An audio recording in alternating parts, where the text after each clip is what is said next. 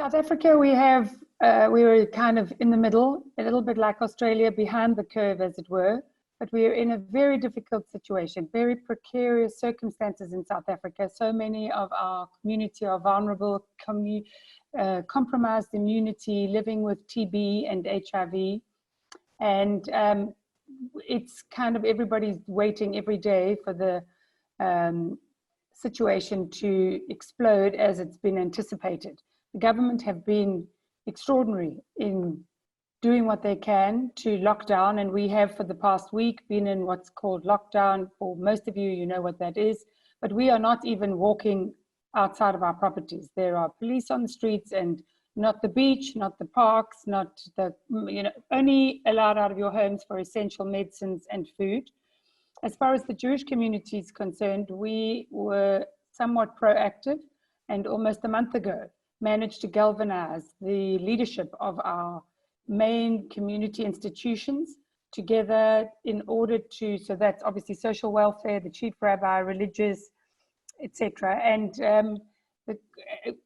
I'm echoing exactly what everybody else has been saying about a small fringe who are a little bit more belligerent about obeying the social distancing measures. But at this point, those Jewish people who have had the virus have been discharged from hospital, sometimes from ICU, so that is very encouraging.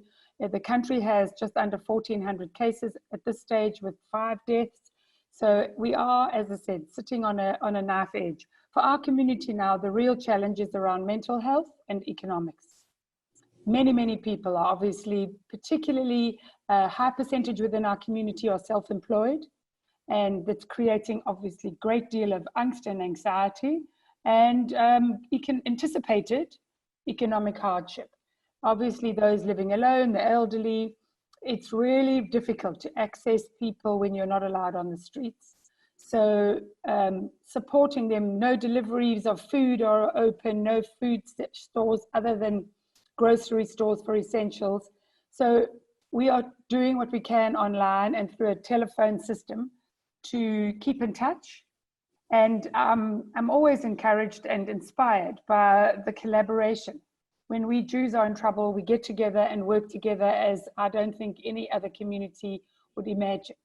So there is a great deal of inspiration to be taken from the collaboration of working together within our leadership, but we are expecting a tsunami in this country and very, very anxious about it. Please God, it won't be the case, and the government have been a little more proactive with the wisdom of what's already taking place around the globe. But we are anxious, and that's why it is always great to have these opportunities to connect with one another. So thank you.